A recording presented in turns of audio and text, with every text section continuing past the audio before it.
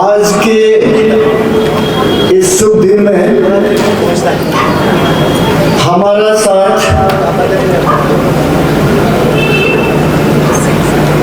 मुख्य अतिथि के रूप में तथा हमारा जीरो वासियों को एडवाइस देने के लिए, अपना मन की भावनाओं को आपके सामने रख देने के लिए आए हमारा यशस्वी मुख्यमंत्री पेमा जी, मंच में साथ में बैठे डिप्टी कमिश्नर एसपी तथा मंच में बैठे सारा अग्रगण्य व्यक्तिगण, विभिन्न गांव से आए गांवबुरियों, हमारा जीरो के सारा सीनियर सिटीजन्स, भाइयों और बहनों, मैं हर मीटिंग में आप लोगों को कुछ ना कुछ कहते हैं, आप लोग सुनते भी हैं। मैं आज बहुत ज्यादा विस्तार से बातें नहीं करूंगा क्योंकि हमको ऑनरेबल चीफ मिनिस्टर से सुनना है। सर, आपने आज देखा कि आपका कार्यकाल में जीरो में कितना परियोजना हमने लागू की है। ये सारा मैं जनता का सामने प्रदर्शन करके रख दी है। उसका अतिरिक्त भी आपने 4-5 तो परियोजना आज उद्घाटन की है, शिलान्यास भी रखी है। ये सारा चीज मुझे हासिल करने में मुमकिन हुआ तो सिर्फ और सिर्फ आपके आशीर्वाद के बदौलत ही हम ये सब कर पाया।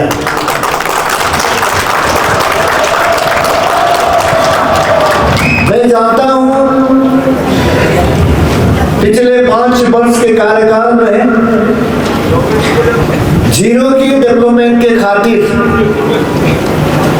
आपसे कई बार तांगी किया, सर हमको ये चाहिए, सर हमको ये चाहिए, लेकिन जितना मैंने तंग किया आप उससे भी ज्यादा हमको दी है।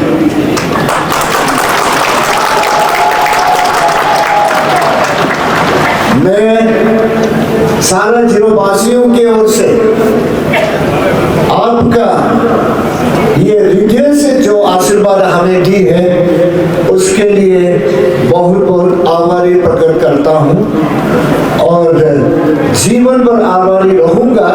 और आपके लिए हम लोग प्रार्थना करते रहेंगे कि आपका जीवन खुशहाल हो और इस तरीके का डेवलपमेंट पर चलते रहे। मोदी जी और आप का सरकार में जो जो कामयाबी काम की है, इनका ऊपर में लाजी साहब काफी विस्तार से बताया।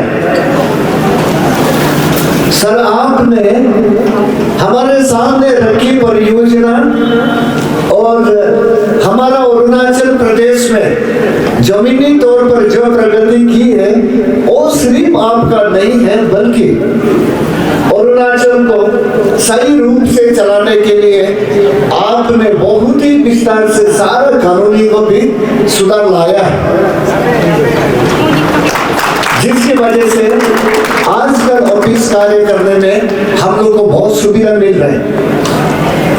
पेपरलेस असेंबली बनाना, ई-फाइल सिस्टम इंट्रोड्यूस करना, बहुत सा कानून पे बदलाव लाना, ईज ऑफ डूइंग बिजनेस का लागू करना, ये सारा चीजें अगर आप नहीं होते शायद कोई और चीफ मिनिस्टर इसमें हाथ नहीं लगाता,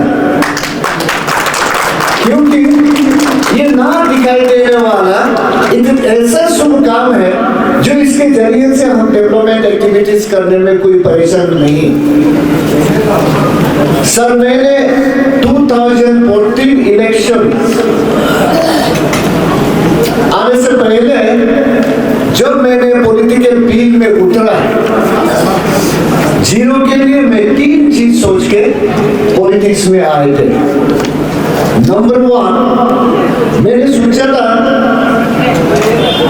कि the tendency of some past leader to divide society for immediate personal or political advantage, ये एक जीरो में बहुत सीरियस प्रॉब्लम था। पॉलिटिक्स 2014 से पहले myopic approach to development endanger zero valley fragile ecology, ये भी एक खास कारण था जो मैंने पॉलिटिक्स में आना पड़ा। तीसरी हमें पॉलिटिक्स में आने का ये थे कि the persistent social issue arising from the pervasive sense of insecurity and the mutual suspicions during that time, ये 3 मेजर इशू था जिन्होंने हमको पॉलिटिक्स में आने का अट्रैक्ट किया। जब से सेंस हुआ तब से पॉलिटिक्स को हम लोग ने स्टडी करके देखा, काम करते हुए देखा, कौन सा लीडर आके इसको सुधारेगा, कौन सा समय में ये सब थोड़ा आगे बढ़ेगा, सुधारेगा। और लेकिन देखते देखते कोई किसी ने इसका ऊपर में कोई नजर नहीं डाला, तो मुझे खुद डिसीजन लेना पड़ा, अगर मैं पॉलिटिक्स में ना घुसूं ये जीरो को खत्म कर देगा। इसकी वजह से जीरो का हर डेवलपमेंट एक्टिविटीज रोक जाएगा। ये करके मैंने 2014 का मेरा इलेक्शन टीम बनाया कि कैंपिंग का टीम बनाया, सेव जीरो कैंपिंग का तहत मैं आपका साथ में मिलके जितना परियोजना, जितना प्रोग्रेसिव वर्क का लाया है, इसको पूरी तरीके से दिल में रखते हुए मैंने काम किया।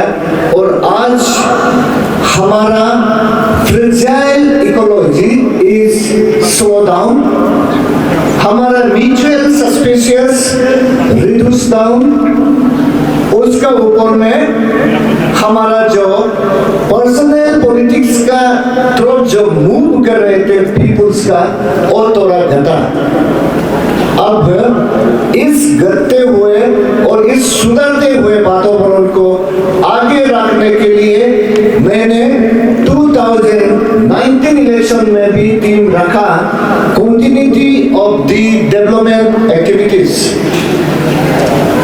आपका साथ में बैठ के आज zero internal and in and around existing सड़क का लगभग 95% खत्म हो चुके हैं, अप्रैल तक खत्म हो जाएगा। वाटर सप्लाई पूरी तरह से खत्म कर दी है। अभी हमारा आत्मनिर्भर है वाटर सप्लाई में। बिजली कभी कभार मेन लाइन में अगर ब्रेकडाउन होता है तो अलग बात है, अदरवाइज जीरो का अंदर में बिजली भी काफी सुधर चुका है, लगभग आत्मनिर्भर है। हॉस्पिटल हेल्थ सेक्टर में अभी विवेक जी आपका सामने वेलकम स्पीच में बताया, हमारा काफी सुधर चुका है। Hospital one of the best hospital district में स्टेट में दान हुआ, ये आपका बदौलती हम लोग कर पाया। एंड इसका अतिरिक्त भी हॉस्पिटल को रेफरल हॉस्पिटल में कोशिश कर दी है। नया बिल्डिंग आने का बाद शायद पूर्ण रूप से ये एक रेफरल हॉस्पिटल बनेगी। एडमिनिस्ट्रेटिव बिल्डिंग अभी बहुत सुंदर तरीका से हम लोग खत्म की है और अभी सही ढंग से चल रहे हैं। खेल कूद का मामले के लिए आपने सामने देखा स्टूडियो आ गया है। ऐसा अगर हम देखें तो हमारा जीरो का डेवलपमेंट बहुत ही सही दिशा में जा रहे हैं। आगे भी हमारा करने का, इतना काम करने का बावजूद भी आगे और भी करने का है। आगे मैं लीडर बनूं, यहाँ का विधायक बनूं या ना विधायक बनूं, कोई बात नहीं है। हम जनता के लिए सेवा करते रहेंगे, लेकिन जो भी बनेगा, अगर मैं बनता है, मैं इन सब चीजों को करने के लिए एक लिस्ट बना के रखी हुई है। अगर मैं नहीं बनता, कोई भी बनेगा, मैं अनुरोध करना चाहूंगा कि उन लोग भी इस प्रोजेक्ट के तरफ में मोड़ना चाहिए। सड़क जहां तक यूजेबल है हमने खत्म कर दिया है। आगे प्रोजेक्ट लेने को है road around Ganoputu which will facilitate township extensions of the Hapoli। ये हमको एक इम्पोर्टेंट प्रोजेक्ट लेना है। जनता भी आप लोग मार्क कर लीजिए। Reconstruction of all the government quarter in multi storeys building. इसी को मैं डिप्टी कमिश्नर को भी बोल चुके हैं कि आपका गवर्नमेंट क्वार्टर का रिक्वायरमेंट क्या है, हमको शामिल करें ताकि हम इसका प्रोजेक्ट रिपोर्ट इनिशिएट कर पाए। Beautification of Hapoli town with a modern strong water drainage. अभी तक हम लोग इसका ऊपर में छू नहीं पाया है। ड्रेनेज, स्ट्रॉन्ग वाटर ड्रेनेज करने के बाद Hapoli टाउन को हम लोग सही ढंग से टाउन के जैसा इनको रखना। Development of Donyi Polo ground with modern amenity. मुनका दानीपोलो ग्राउंड से आयामा बदो सिंतर मुनकिंदो मॉडर्न एम्यूनिटी का आगे दोपा। Bicycle track extension towards Hapoli। जिस मुंतातुए से मुंतो टाउनशिप एरिया हाईवे मुझे आता मुझे मपदोने सिंतर मुनकिंदो। State district conventional hall with modern facilities 1000 capacity का हम लोग को एक कन्वेंशनल हॉल Hapoli में बनाना है। अवधानी हॉल को तोड़ के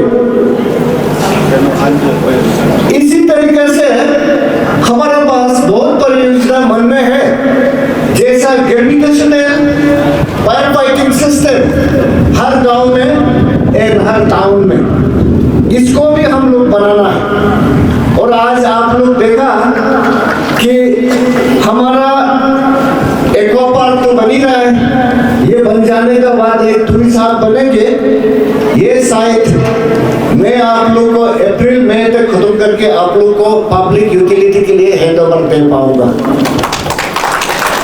इसका साथ मैं कुछ बातें कहना चाहता हूं।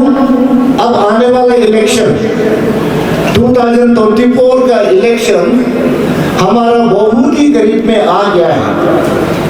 हम एक बीजेपी वर्कर हैं।